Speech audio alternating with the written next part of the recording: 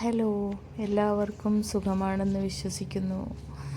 നമുക്കിന്നൊരു കഥ പറഞ്ഞാലോ? നല്ല ഒരു മനോഹരമായ ഒരു കഥ പറയാം.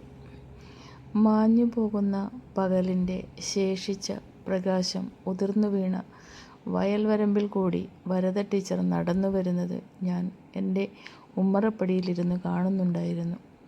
സ്കൂൾ വിട്ടു വരുന്ന വഴിയാണ്. കയ്യിൽ തിരികെ പിടിച്ച കൂടയും ചുമരിൽ തൂക്കിയിട്ട ബാഗും കൊണ്ട് ടീച്ചർ ഒരു താളത്തിലങ്ങനെ നടന്നു വരികയാണ്. പൊതുവെ ടീച്ചറെ കാണാൻ നല്ല ചന്തമാണ്. അരക്കെട്ടിനടുത്തേക്ക് ഇറങ്ങി നിൽക്കുന്ന മുടിയും വെളുത്തു മെലിഞ്ഞു സുന്ദരിയായി നിൽക്കുന്ന ടീച്ചർക്ക് ഇന്നും നിത്യയൗവനമാണെന്ന് തോന്നിയിട്ടുണ്ട്. നടത്തത്തിൻ്റെ വേഗത പോലെ തന്നെ ടീച്ചറുമായുള്ള ദൂരം കുറഞ്ഞു. ചുണ്ടിൽ വിരിഞ്ഞ ചിരിയോടെ എൻ്റെ വീടിൻ്റെ പരിസരത്തു കൂടിയുള്ള റോഡിലേക്ക് ടീച്ചർ പ്രവേശിച്ചു.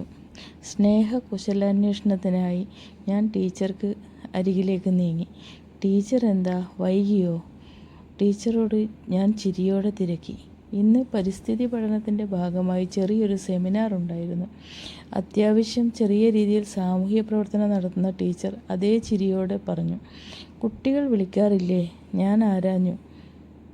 ഒരു നിമിഷത്തെ പുഞ്ചിരിയിൽ വേദന കലർന്നു. പിന്നെ വിളിക്കാറുണ്ട്. അവരൊക്കെ തിരക്കില്ലല്ലേ?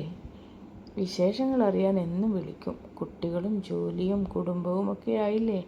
വിദേശത്ത് പോയി ജീവിച്ചാൽ പിന്നീടുള്ള മടക്കത്തിൽ അവരുടെ ജീവിത ശൈലിയൊക്കെ മാറും. ഒറ്റയ്ക്ക് ജീവിച്ചും മടുത്തു. ശീലമായെങ്കിലും മടുപ്പാണ്.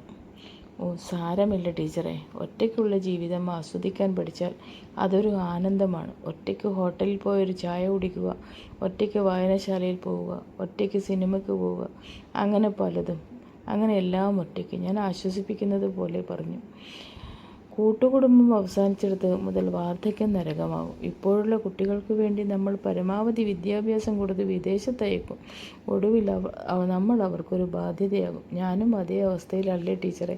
തുല്യ ദുഃഖിതരായ രണ്ടുപേരുടെ ഹസ്തദാനം വിട്ട് ടീച്ചർ പതുക്കെ നടന്നകന്നു. ഇരുൾ പടരാൻ വെമ്പി നിൽക്കുന്ന സ്വന്തം വീട്ടിലേക്ക്.